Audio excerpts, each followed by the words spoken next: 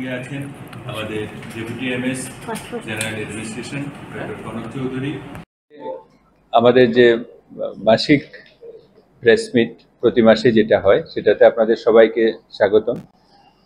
আমরা জিবি হাসপাতালের যে ওভারঅল পরিষেবা সেটা সম্পর্কে ত্রিপুরার জনগণকে জানানোর জন্য এই আয়োজন। সার্বিক পরিষেবা সম্পর্কে আপনাদের বিভিন্ন প্রশ্নের উত্তর আমরা পরে দেব। এর আগে আমাদের দুটো গুরুত্বপূর্ণ ডিপার্টমেন্ট, নিউরোলজি ডিপার্টমেন্ট এবং নিউরোসার্জারি ডিপার্টমেন্ট, এই দুই ডিপার্টমেন্ট শুরু হওয়ার পর থেকে এখন পর্যন্ত যে সমস্ত কাজকর্ম করছে এবং যে এই দুটো ডিপার্টমেন্টে যে সমস্ত সুযোগ সুবিধা রয়েছে সেগুলি সম্পর্কে ত্রিপুরাবাসীকে আপনাদের মাধ্যমে অবহিত করার জন্য আজকে আমরা আমাদের সঙ্গে রেখেছি ডক্টর আবিরলাল নাথ, উনি assistant professor department of neurology এবং ডিপার্টমেন্টের ICHOD। আর আমাদের সঙ্গে আছেন ডক্টর সিদ্ধা রেড্ডি, উনি নিউরোসার্জারি ডিপার্টমেন্টের কনসালটেন্ট নিউরোসার্জন এবং ইনচার্জ HOD। আর আমাদের সঙ্গে আছেন আমাদের deputy MS general administration doctor Kanak Chowdhury, deputy MS RKS doctor Abhijit Sarkar, আমাদের DDO ডক্টর সুজিত রায়, আমাদের অর্থোপেডিক্স ডিপার্টমেন্টের HOD ডক্টর সন্তোষ রিয়াং, আমাদের মেডিসিন ডিপার্টমেন্টের HOD professor doctor Arunabha Dasgupta, আমাদের ট্রমা কেয়ার সেন্টারের ইনচার্জ ডক্টর পুলক সাহা এবং আমাদের purchase officer doctor Bikash Debbarma. এছাড়া আমাদের ডাইরেক্টরেট হেলথ সার্ভিসের যে public relation officer PRO mister Parijat babu আছেন। এছাড়াও আমাদের অন্যান্য প্রেস সেলের স্টাফরা আছেন, সবাই এখানে আছে। আমি প্রথমেই অনুরোধ করব ডক্টর আবিরলাল নাথকে বিস্তারিত ডিপার্টমেন্ট। এই যে অপারেশন মানে অপারেশন, কিন্তু দেখা গেছে অ্যাক্সিডেন্ট হওয়ার পরে ইমার্জেন্সি অপারেশন করছে। ইমার্জেন্সি অপারেশন করার পরে তারা আইসিইউতে নিয়ে যায়, কিন্তু আইসিইউ বেড কম। এই বিষয়ে আপনাদের কি পরিকল্পনা রয়েছে? আইসিইউ বেডের লেগে অনেক সময় অপারেশন হওয়া এটা এই সমস্যাটা আমরা ফেস করছি। দেখুন, জিবি হাসপাতাল শুরুতে কয়টা ICU ছিল তো আমার জানা নেই, 61-এর হাসপাতাল, কিন্তু এরপরে আমরা এসে যখন দেখলাম তখন আমাদের এখানে ICU বেড ছিল মাত্র 11টা ICU বেড ছিল। এরপরে এই ICUটা রিনোভেশনের জন্য আমরা নিয়ে গেলাম NTH 1-এর 4th ফ্লোরে, তারপরে এখানে রিনোভেশন হলো। রিনোভেশন হওয়ার পরে আগের এখানে 11টা বেড যেখানে NTH 1-এ, পরে আমরা এখানে আরো 12টা বেড আমরা তৈরি করেছি। কোভিডের সময় যে সমস্ত জিনিসপত্র আমরা পেয়েছি বিভিন্ন সংস্থা থেকে, PM কেয়ার্স এবং অন্যান্য ডোনেশন, অনেকগুলি জিনিসপত্র আমরা পেয়েছি। আমাদের ওই সমস্ত জিনিসপত্র দিয়ে আরো 12টা, অর্থাৎ 23টা বেড আমরা মেডিসিন ICU যেখানে পেশেন্টগুলি রাখা হয়। নিউরোসার্জারির নিজস্ব ICU আছে, সেখানেও আছে ICU বেড, সেখানে আমাদের ICU বেড আছে। আবার অ্যানাস্থেসিয়া ডিপার্টমেন্ট, সেখানেও আমাদের ICU বেড আছে। কিন্তু তারপরেও দেখা গেল আমাদের এখানে যে সমস্ত পেশেন্ট আসে, নিউরোসার্জারির পেশেন্ট ছাড়াও এখানে মেডিসিনের পেশেন্টরা আসে, সার্জারির পোস্টের পেশেন্টরা আসে, অবসগাইনের কোনো পেশেন্টের যদি অসুবিধা হয় ওনারাও এখানে আসেন। এই ICU বেডগুলি দিয়ে আমাদের হচ্ছে না। কিন্তু হসপিটালের যে বেড স্ট্রেংথ সেটার সঙ্গে ICUর একটা রেশিও থাকে, সেই রেশিওর থেকে কিন্তু আমাদের ICU বেড বেশি, কিন্তু আমাদের সিচুয়েশনে সেটা হচ্ছে না। কারণ হলো পেরিফেরাল ইনস্টিটিউট যেগুলিতে যে ICUগুলি আছে সেখানে যে মাত্রায় পেশেন্ট কেয়ার দরকার বা করা দরকার সেটা নেই। এটার কারণও আছে, কারণ একমাত্র সুপার স্পেশালিটি হসপিটাল আমাদের হসপিটালে, কাজেই সব পেশেন্ট আলটিমেটলি আমাদের এখানেই আসতে হবে। তো এই প্রবলেমটা ওভারকাম করার জন্য আমরা আরেকটা করছি। খুব সম্ভবত আমরা এই ডিসেম্বর মাসের মধ্যেই সেটা করে ফেলতে পারবো। সেটা হলো আমাদের কোভিডের সময় আমাদের যে জয়ন্তী ব্লক, যেখানে এখন রেসপিরেটরি মেডিসিন আছে, তারপরে জেরিয়াট্রিক ডিপার্টমেন্ট আছে, গাইনির একটা পার্ট আছে, ওইখানে 3টা ICU আমরা করেছিলাম। একটা ICU 1, 2, 3। ICU 3 যেটা একদম নিচে, এখানে ICUর সমস্ত ফেসিলিটি আছে, 17টা বেড। এখানে এখন পেডিয়াট্রিক্সের PICU আছে, পেডিয়াট্রিক্স ICU যেটা, এটা আছে।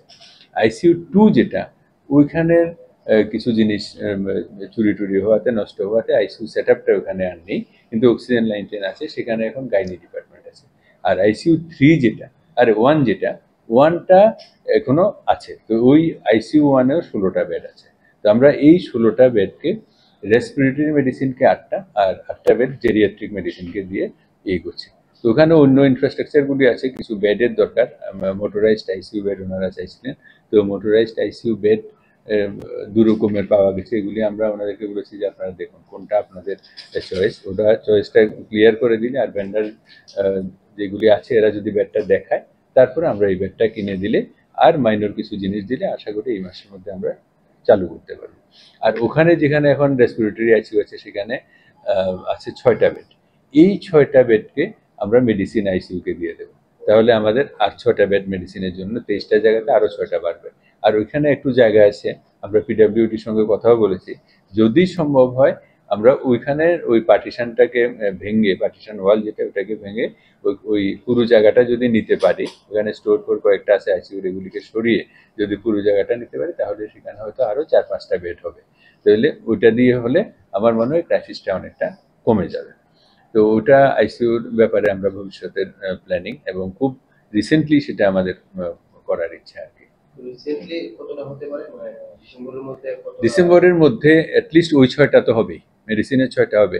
আর মেডিসিনের জেরিয়াট্রিক মেডিসিনে যেহেতু সেরকম ভাবে থাকে না, তো ওই 8টাও মেডিসিন পাবে।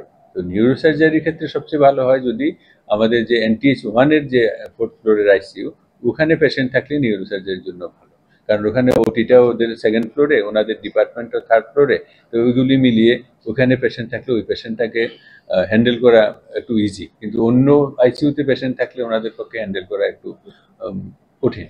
তো আমরা চাইবো ওইখানে যাতে করতে পারে আর কি।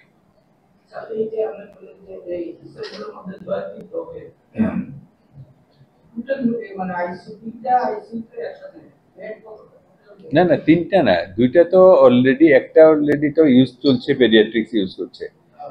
তারপরে আরেকটা তো নষ্ট হয়ে গেছে, সেটা তো শুধু ওরা গাইনি ডিপার্টমেন্ট ইউজ করছে। আর যেটা আছে ওইখানে 16টা বেড আছে। তো 16টা বেডকে আমরা 2 ভাগ করে দেবো, রেসপিরেটরিকে আর জেরিয়াট্রিক। তো জেরিয়াট্রিকে পেশেন্ট মূলত আসবে মেডিসিন থেকে, তাহলে মেডিসিনের আইসিইউর ক্রাইসিসটা কিছু কমবে। আর ওইদিকে রেসপিরেটরি যখন চলে আসবে, রেসপিরেটরি যে 6টা বেড আছে NTH 1-এ, এই 6টা বেড আমরা দিয়ে দেব মেডিসিনকে। তাহলে ওখানে ওই 6টা বেড সঙ্গে আরো কিছু জায়গা বাড়িয়ে, একটা ওয়াল আছে ওখানে, ওই ওয়ালটা সরিয়ে যদি আমরা করতে পারি, তাহলে আরো 4-5টা বেড বাড়বে। না না, আইসিইউ একই ছাদের তলে আসবে না তো। আইসিইউ NTH 1-এ থাকবে, এখন আছে 11+6, তারপরে মেডিসিন বিল্ডিং এ আছে 12, আর বাকি NTH 1-এ আইসিইউ আছে 11টা MICU বেড, 6টা রেসপিরেটরি মেডিসিন আইসিইউ বেড, তারপরে 7টা নিচে ট্রমা সেন্টারের আইসিইউ বেড, মানে রেড জোন যেটাকে বলা হয় এটা, তারপরে 14টা আছে AICU বেড। এটা NTH 2-তে, এটা মানে সেম বিল্ডিং এর মতোই মনে হয় NTH 1-2। এই হলো NTH 1-2-তে। এবার MICU মেডিসিন বিল্ডিং এ আছে আপনার 12টা বেড। তারপরে পেডিয়াট্রিক্স এর NICU আছে আমার ইনবর্ন 10, আউটবর্ন 10, 20টা বেড। তারপরে পেডিয়াট্রিক্স এই মুহূর্তে PICU আছে আমার 17টা বেড, এটা আছে জয়ন্তী ব্লকে। PICU পেডিয়াট্রিক আইসিইউ 17টা। তারপরে আপনার এই ইনক্লুড করার জন্য ডিপার্টমেন্টের ব্যাপারে বলার আগে আমি রেড্ডি স্যার সবসময় বলি, এটা department of neurology, department of নিউরোসার্জারির ব্যাপার না। আমরা কালকেও কথা বলছিলাম যে it is always about neuro science, মানে আমরা 2 ডিপার্টমেন্ট মিলে নিউরো সায়েন্স জিনিসটাকে এগিয়ে নিয়ে যেতে চাই। আমাদের ডিপার্টমেন্ট স্পেসিফিক্যালি নিউরোলজির ব্যাপারে যদি বলতে হয়, 31 মে 2023-তে আমি জয়েন করেছিলাম, ডিপার্টমেন্ট শুরু করেছিলাম। আমরা স্টার্ট করেছিলাম ওপিডি সার্ভিসেস দিয়ে, আমাদের ওপিডি হলো সোমবার আর শুক্রবার। আর আমরা কিছু ডায়াগনস্টিক সার্ভিসেস দিয়ে শুরু করেছি। কি কি ডায়াগনস্টিক সার্ভিসেস? প্রথম হলো আমাদের ডায়াগনস্টিক সার্ভিসেস যেগুলো শুরু করেছিলাম, একটা হলো আমাদের ইনপেশেন্টে সব ডিপার্টমেন্ট যেগুলো হেল্প হয়, অর্থোপেডিক্স ডিপার্টমেন্টে হেল্প হয়, নিউরোসার্জারি হেল্প হয়, মেডিসিনের প্রচুর পেশেন্ট আছে, পিডিয়াট্রিক্সে হেল্প হয়। একটা ডায়াগনস্টিক সার্ভিস, এটা হলো NCV, nerve conduction test. Nerve conduction test আমরা শুরু করেছিলাম। তো নার্ভ কন্ডাকশন টেস্ট আমরা রেগুলারলি করছি। সব পেশেন্টদের নার্ভ কন্ডাকশন টেস্ট আমরা ফ্রিতে করছি। এখন অবধি লাস্ট 1.5 ইয়ারের মধ্যে মোর দেন 500 to 600 এনসিভি বলে এটাকে, এনসিভি টেস্ট আমরা করেছি। সঙ্গে সেম একটা টেস্ট আছে ইএমজি টেস্ট, এটাও মেডিসিনের ডিপার্টমেন্টের অনেক হেল্প হয়, পিডিয়াট্রিক্স ডিপার্টমেন্টে হেল্প হয়, প্রচুর রেফারেন্স আছে। মাসেল ডিজিজেস রুল আউট করার জন্য আমরা ইএমজি সার্ভিসেস শুরু করেছি, এটা আমরা বিনামূল্যেই সব পেশেন্টদের করছি, আইপিডি পেশেন্টদেরও করছি, ওপিডি পেশেন্টদেরও আমরা আমরা করছি। সেকেন্ড আমরা ডায়াগনস্টিক সার্ভিস শুরু করেছি, যেটাকে বলে আমরা আরএনএসটি, এটা একটা ডিজিজ আছে, এটাকে মায়াস্থেনিয়া গ্রেভিস বলে, মানে আমাদের মেডিসিন এইচওডি স্যারও আছে। মায়াস্থেনিয়া গ্রেভিস আমরা ডায়াগনোসিস করি, এই রোগটা পপুলার মায়াস্থেনিয়া, অমিতাভ বচ্চনেরও আছে এই রোগটা। তো ডায়াগনোসিস করার জন্য আরএনএসটি টেস্টটা আমরা শুরু করেছি, এটা আমরা বিনামূল্যে করছি।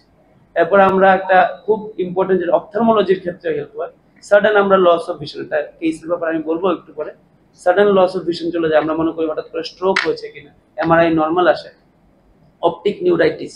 তো ভিইপি একটা টেস্ট আছে, ভিইপি ভিজুয়াল ইভোক পোটেনশিয়াল টেস্ট, এটাও আমরা করছি। এটা দিয়ে একটা ডায়াগনোসিস হয়েছে, আমাদের আন্ডারে পেশেন্টটা রেখে আমরা ট্রিটমেন্টও করেছি। প্লাস সঙ্গে যেটা আমার সাবজেক্ট অফ চয়েস, যেটার মধ্যে আমি ফেলোশিপ করেছি, যেটা আমার প্রিয় সাবজেক্ট, এটা হলো ডায়াগনস্টিক ইন্টারভেনশনাল নিউরোলজি।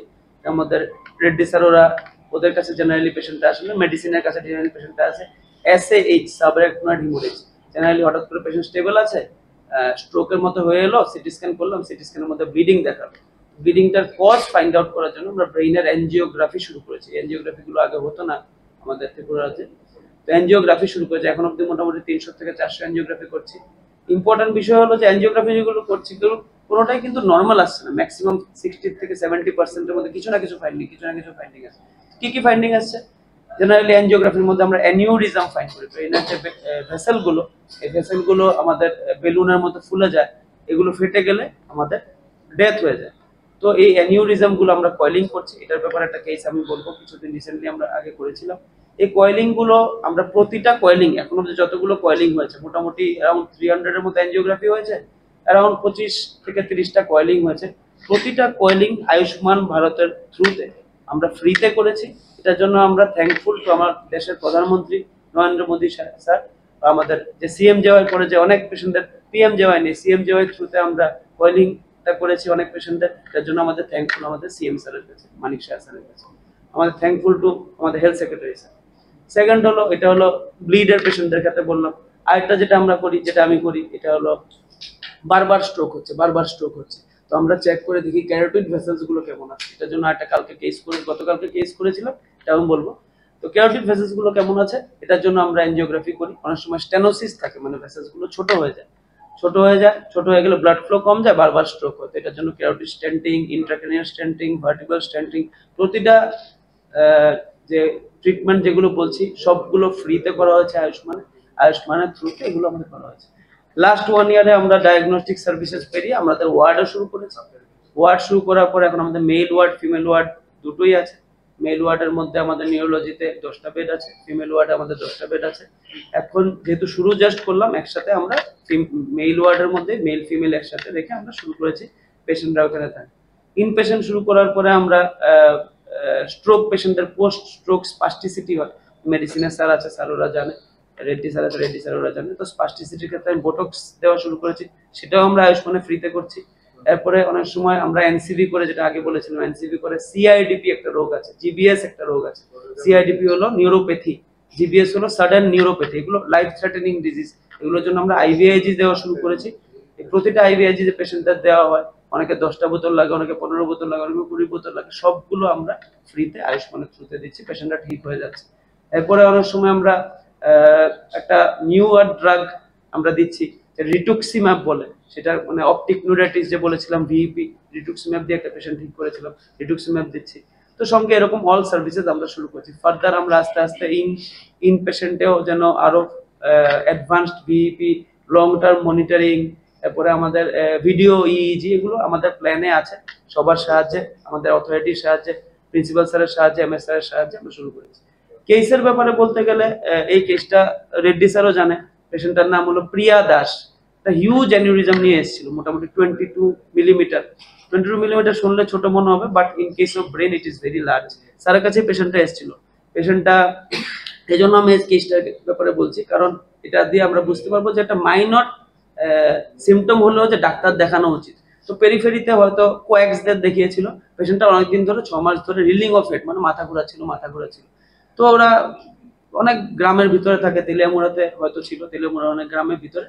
তো ওইখানে ডাক্তার দেখায়নি, তো আলটিমেটলি ওরা কনফিউজ হয়ে সিমটম কমছে না, রেড্ডি স্যারের কাছে এসেছিল। রেড্ডি স্যার একটা সিটি স্ক্যান করে দেখিয়েছে, সিটি স্ক্যানের মধ্যে একটা ক্যালসিফাইড অ্যানিউরিজম ছিল। অ্যানিউরিজমটা এতটুকুই বড়, তো স্যার আমাদেরকে ইনভলভ করলো, আমরা এনজিওগ্রাফি করলাম। কেন এটা ইম্পর্টেন্ট, পেশেন্টটার এজ হলো মাত্র 18 বছর, plus she was married and she had a kid 2 মাস। তো এই এত বড় অ্যানিউরিজম আমরা আমাদের ক্যাথ ল্যাবে করেছি, আমরা কার্ডিওলজি ডিপার্টমেন্টের হেল্প নিয়েছি, মেডিসিন ডিপার্টমেন্টের হেল্প নিয়েছি, নিউরোসার্জারির হেল্প নিয়েছি, অ্যানেস্থেটিস্টদের হেল্প নিয়েছি, সবার হেল্পে পেশেন্টটা এখন স্টেবল আছে, অ্যানিউরিজমটাকে কয়েল করা হয়েছে। আর এটা এই জন্য emotional sole daughter and she is fine now. আমি আরেকটা কেসের ব্যাপারে বলবো, এটা গতকালকে করেছি। কেন আমাদের সার্ভিসেস গুলো নেওয়া উচিত পেশেন্টদের, বারবার স্ট্রোক হচ্ছিল আর ও ক্রনিক স্মোকার। গতকালকে পেশেন্টটা এখনো আছে, পেশেন্টটার নাম হলো দিলীপ কর্মকার, নিউরোসার্জারি আইসিইউতে আছে। ও সিগারেট খেতে খেতে খেতে খেতে প্রতিদিন ও 30টা সিগারেট খেত ফর লাস্ট 20 ইয়ার্স, এটাকে প্যাক ইয়ার বলে। তো সিগারেট খেতে খেতে একটা ক্যারোটিড বন্ধ হয়ে গেছে। বন্ধ হয়ে যাওয়ার ফলে এদিকের কোনো ব্রেইনে ব্লাড যাচ্ছিল না, তো বারবার স্ট্রোক হচ্ছে। তো আমার কাছে এসেছিল, এনজিওগ্রাফি করলাম, দেখলাম যে এটা শুধু আছে যেটা এদিকে সাপ্লাই করছে, সঙ্গে এদিকে সাপ্লাই করছে, প্লাস এটার মধ্যে ব্লক আছে, মানে এটা আমাদের বাঁচাতেই হবে, যদি না বাঁচাই তাহলে ব্রেইনের মধ্যে ব্লাডই যাবে না। তো এটা আমরা কালকে স্টেন্টিং করেছি, পেশেন্ট এখন ভালো আছে। পেশেন্টের নাম হলো দিলীপ কর্মকার। আর আরেকটা যেটা বললাম যে আমাদের সাডেন লস অফ ভিশন, এটা সবার জানা উচিত যে সাডেন লস অফ ভিশন যদি হয় অবশ্যই আপনি মেডিসিনের কাছে আসবেন, নাহলে নিউরোসার্জারির কাছে আসবেন, নাহলে নিউরোলজির কাছে আসবেন, কারণ এটা মেডিকেল ইমার্জেন্সি। আপনার ভিশন যদি চলে যায়, চোখের যদি দেখার ক্ষমতা চলে যায়, তখন কিন্তু এগুলো রিভার্স করা যায় না, আগের থেকে আমরা প্রিভেন্ট করতে পারি। তখন আমরা কি করেছি, আমরা পেশেন্টটা ভিইপি করেছি। প্রথমে চোখের কাছে গেছে, চোখের ভিশন মোটামুটি ঠিক আছে, ভিজুয়াল চোখের তরফ থেকে কিছু ছিল না। এমআরআই করেছি, এমআরআই নর্মাল, এমআরআই পরে যদি নর্মাল হয়, এরপরও ভিজুয়াল সাডেন লস যদি হয়, আমরা ভিইপি করেছি। ভিইপির মধ্যে ডিমাইলিনেশন পাওয়া গেছে, সঙ্গে সঙ্গে পেশেন্টটাকে আমরা অ্যাডমিট করলাম আমাদের ওয়ার্ডের মধ্যে। অ্যাডমিট করে আমরা একটা পালস স্টেরয়েড দিলাম, ওর ভিশন একটু ইমপ্রুভ হয়েছে। ওকে কনভিন্স করেছি যে তুমি আয়ুষ্মানের থ্রুতে আমরা রিটুক্সিমাব ইনজেকশন দেবো, রিটুক্সিমাব ইনজেকশন দিলাম।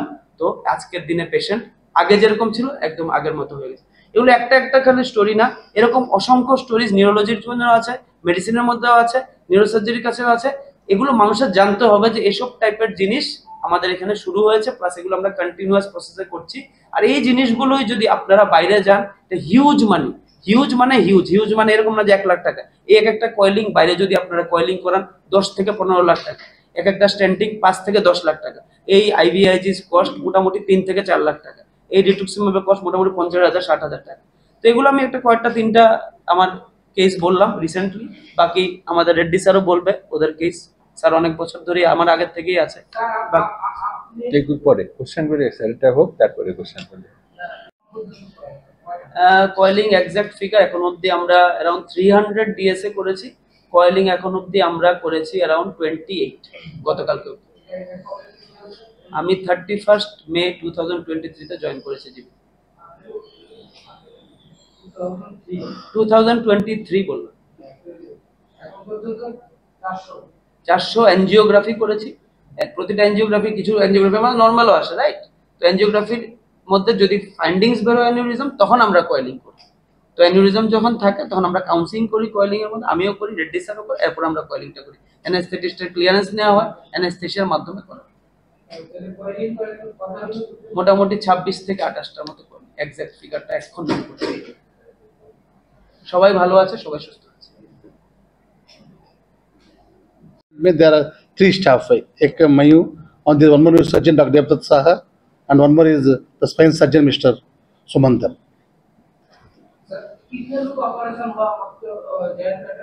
Sir, our department, I am proud to say that the department started with me. मैं आने के बाद डिपार्टमेंट नहीं था। ఇది 2019 March 1st department started in AGMC GBB hospital. From that day till today, we have done around 700 operations. 1700. 1700. Put together spine and Put together, so because there is no demarcation, it is put together. Put together, sir. Till date, as on date.